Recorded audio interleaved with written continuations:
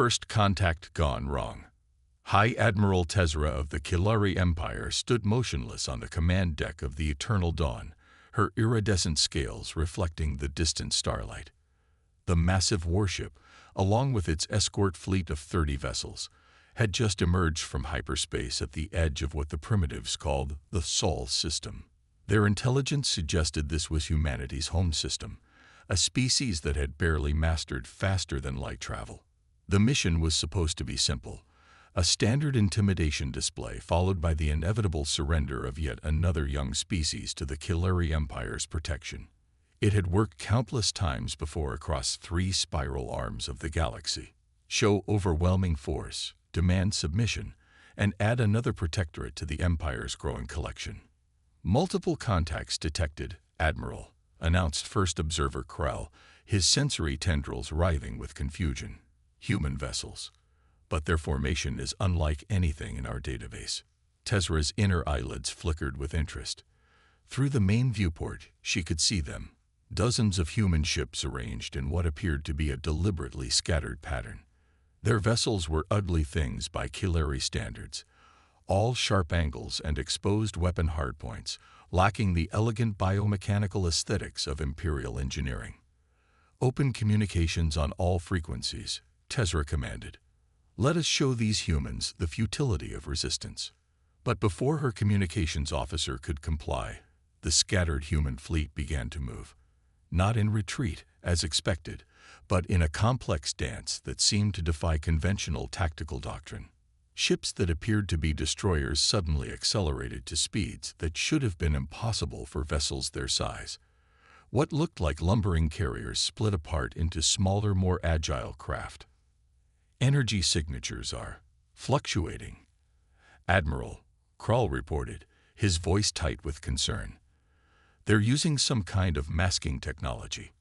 Our sensors can't get accurate readings. Tezra felt the first stirring of unease in her secondary heart. This wasn't following the standard script. Launch probe drones. Full spectrum analysis. The probes never made it halfway to their targets. They simply vanished. Impossible, Krall whispered.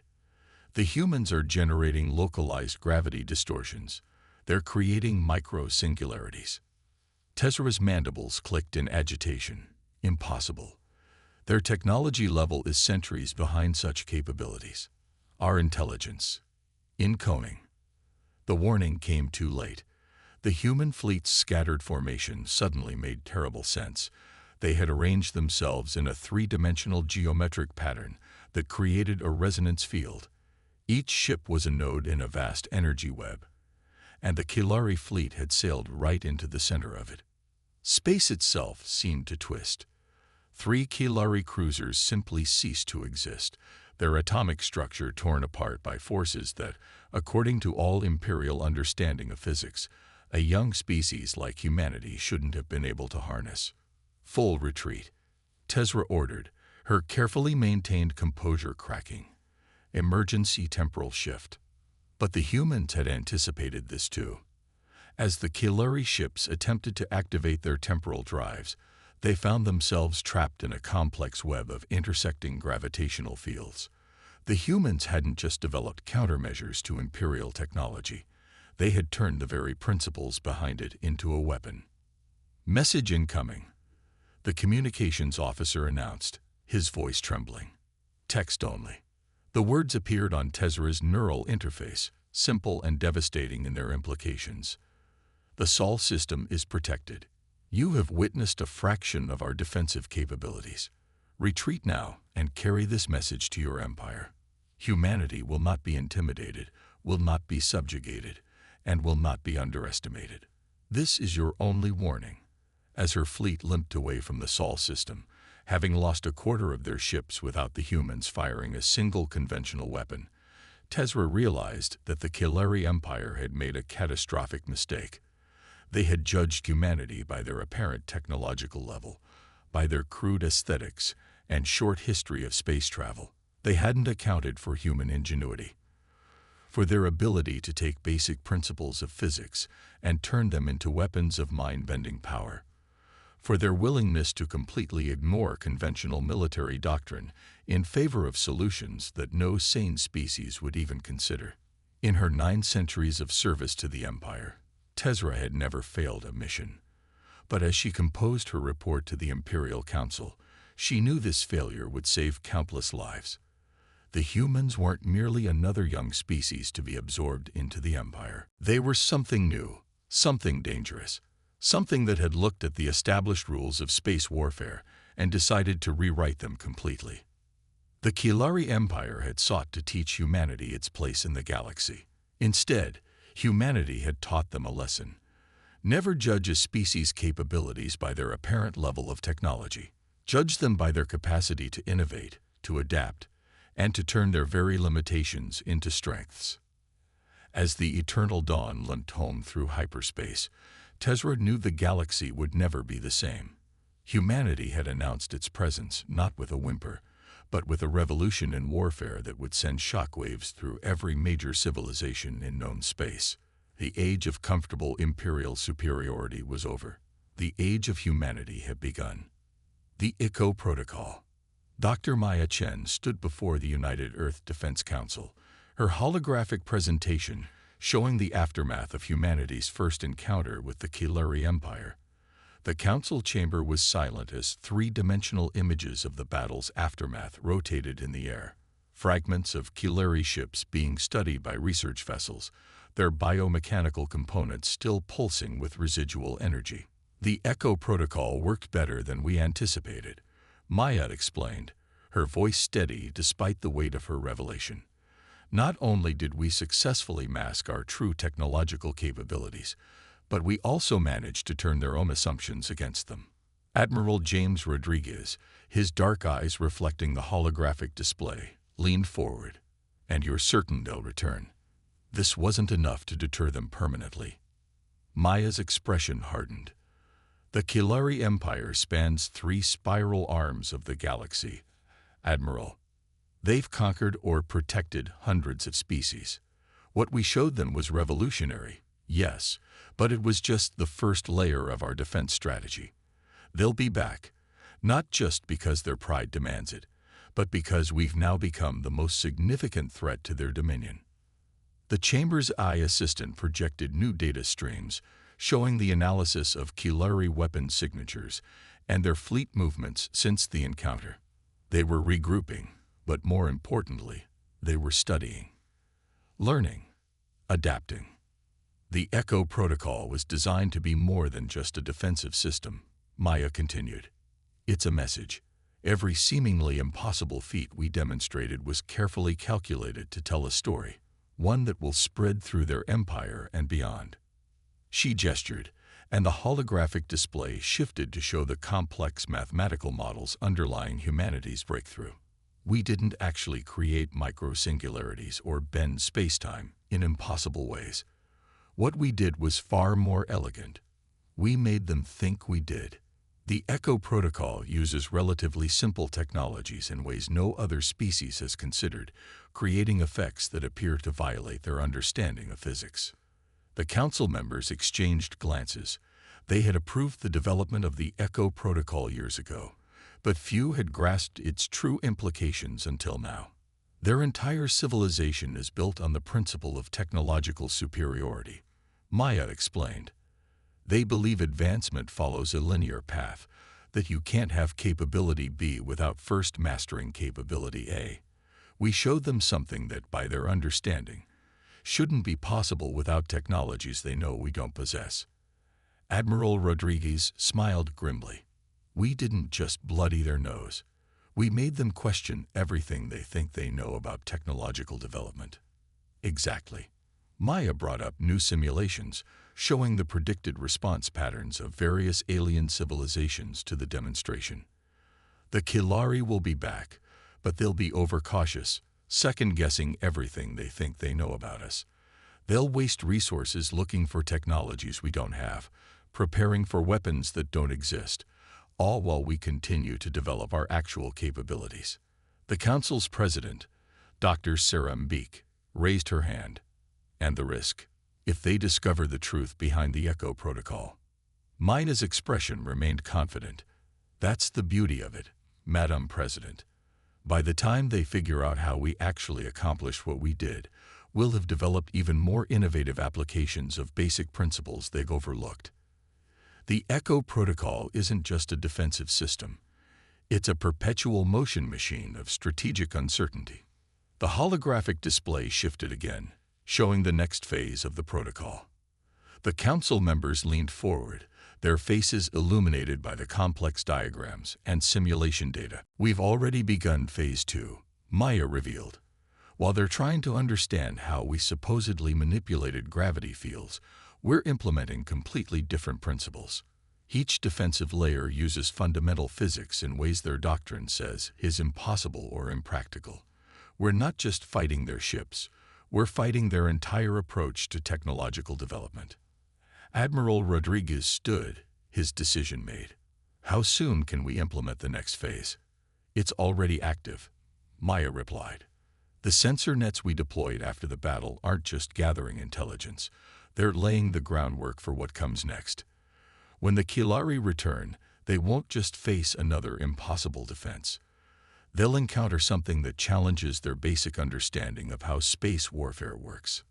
The council chamber fell silent as the implications sank in. Humanity wasn't just preparing for a war. They were rewriting the rules of engagement in a way that their technologically superior opponents couldn't predict or counter. As the meeting concluded, Maya remained behind, studying the battle simulations.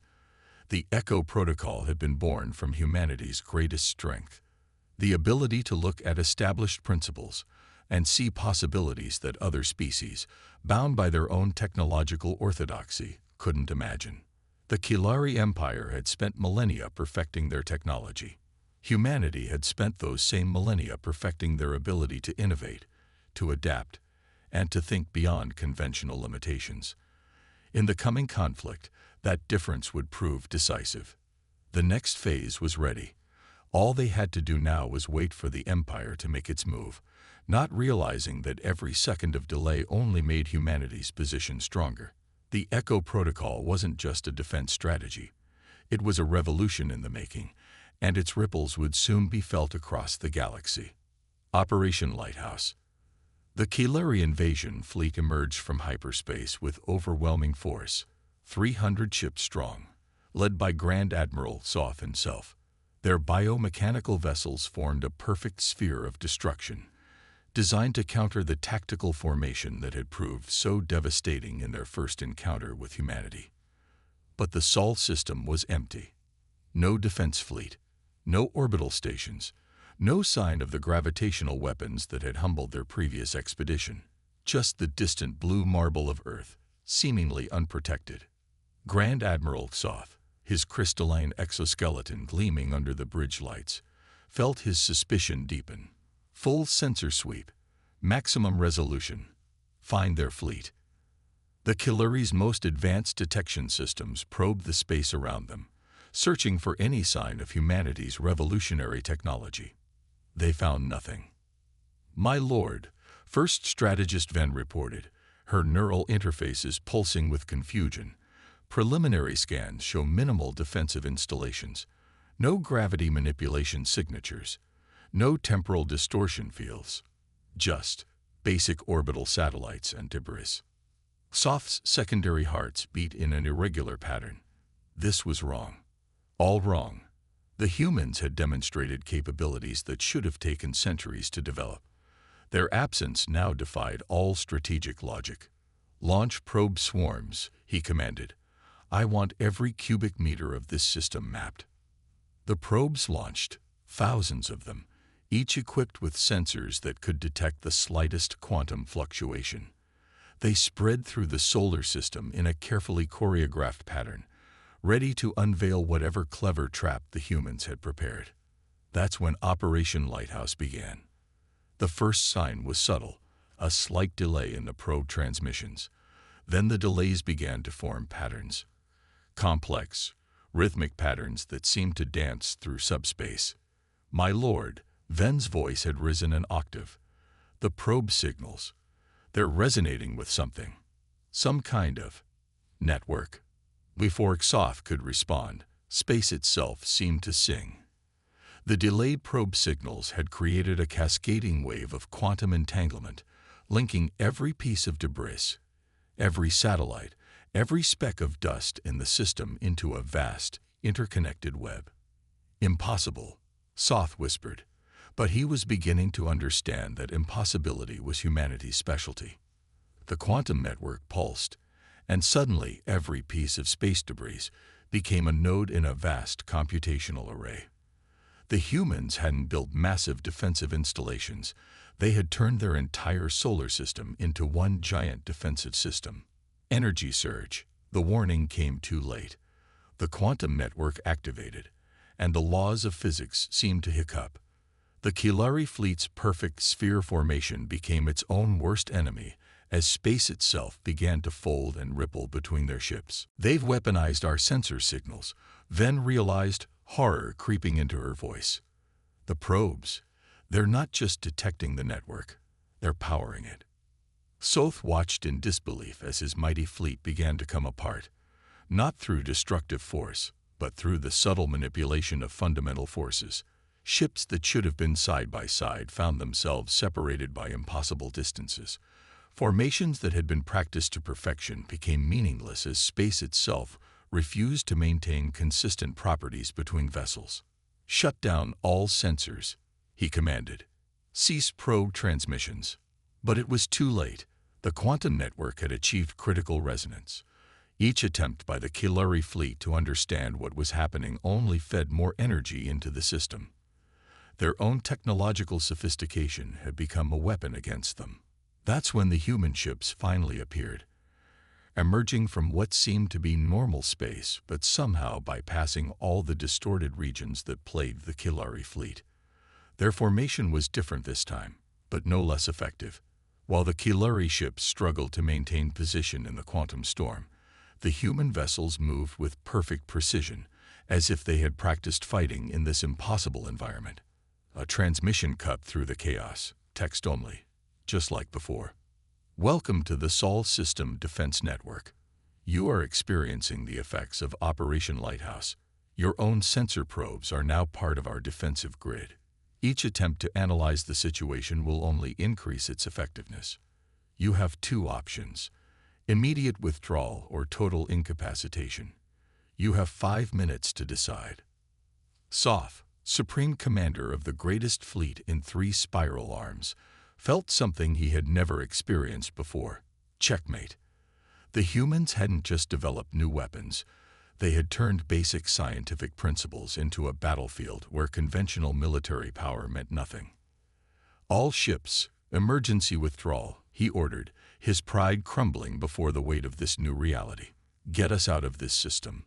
As the Kilari fleet retreated in disarray, leaving behind hundreds of probes that were now permanent parts of humanity's defensive network, Xoth finally understood.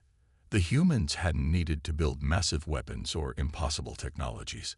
They had simply looked at the basic principles of physics that every spacefaring race took for granted and asked, what if? The real terror wasn't that humanity had superior technology. The real terror was that they could take the simplest components of space travel and turn them into weapons that no amount of conventional military power could counter. Operation Lighthouse hadn't just defended Earth. It had announced to the galaxy that the rules of warfare, of physics itself, were no longer what everyone thought they were. And humanity was the only species that seemed to know how to play by the new rules. The breaking point. The Imperial Council Chamber of the Kilari Empire had never seen such chaos. Grand Admiral Xoth stood before the assembled lords, his crystalline armor dulled with stress, as he delivered the most devastating report in Imperial history. "The humans don't just control the Sol system," he announced, his voice echoing through the vast chamber. "They've turned our own expansion protocols against us. Every probe we sent, every scan we made, has become part of their defensive network. We've effectively given them control of every approach vector to their system." High Lord Kha'Zix, his ceremonial wings spread in agitation, rose from the ancient throne. "Then we shall send our entire fleet, not just hundreds of ships, but thousands. We will overwhelm their clever tricks with pure force. The holographic display in the center of the chamber activated, showing the latest intelligence from the human frontier. Dr. Maya Chen's face appeared. She was broadcasting on all frequencies, making no attempt to hide her signal. To the Kilari Empire, she began, her calm voice filling the chamber. We understand you are preparing for a final assault. Before you proceed, we offer you the chance to witness what that decision would mean. The transmission shifted to a live feed of a distant star system, one that the Empire had dismissed as strategically worthless. As the Council watched, a small human vessel appeared. It was tiny, barely the size of a scout ship. Observe, Maya's voice continued, what we can accomplish with a single ship and the principles you taught us through your attacks. The human vessel activated something, not a weapon in any conventional sense, but a device that seemed to interface with space itself. Suddenly, the system's star flickered, not in the visual spectrum, but in dimensions that the Kilari's most advanced sensors could barely detect. Your probes and scans showed us how your ships perceive reality, Maya explained. They showed us the frequencies your civilization uses to navigate, to communicate, to exist. We didn't need to develop new technology. We just needed to understand how you see the universe.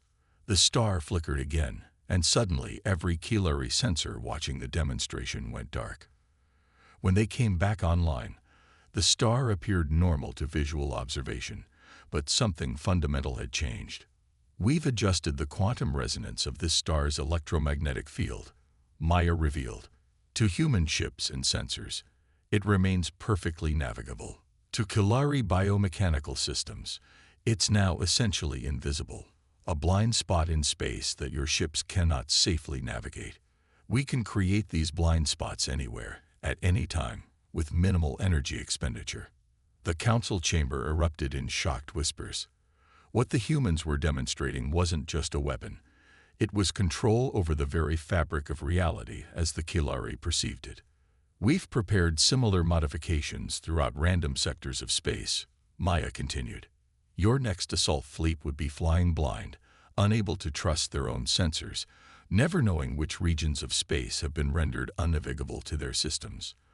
Not through destruction or force, but through the simple manipulation of quantum states. Grand Admiral Tsoth stepped forward. You're bluffing. Such modifications would affect all ships, including your own. Maya's smile was patient, almost sympathetic. That's where you're wrong, Admiral. We don't rely on biomechanical quantum resonance for navigation. We never have.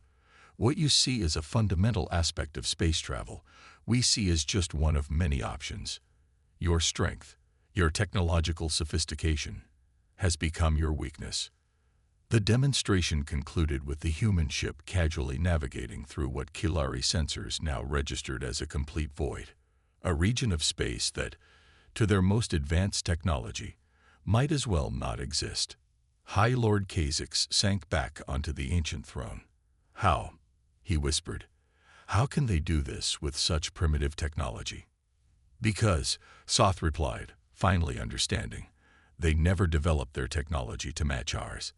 They developed it to exploit the gaps in ours. Every principle we thought was unbreakable, every technological foundation we built our empire upon. They looked at it all with fresh eyes and asked questions we never thought to ask. The council chamber fell silent as the implications became clear. The Kilari Empire's planned assault wouldn't just fail, it would be suicide. Their ships would be flying into a universe that their sensors could no longer trust, fighting an enemy that could render entire regions of space unintelligible to their technology. They're not defending their territory, Soth continued. They're changing the nature of space itself. Our choice isn't between victory and defeat. It's between adaptation and obsolescence. As the council debated their response, the human ship continued its demonstration, calmly rewriting the laws of physics in ways that the mighty Kilari Empire, with all its millennia of advancement, had never imagined possible. The breaking point hadn't come through superior firepower or advanced technology, but through humanity's unique ability to look at the fundamental rules of the universe and say, these too can be changed. Dawn of Understanding. 5 years after the breaking point demonstration, the Grand Archive of the Kilari Empire received an unexpected visitor. Dr. Maya Chen, now serving as Earth's ambassador to the Galactic Council, walked through its crystalline halls, her footsteps echoing against structures that had stood for millennia.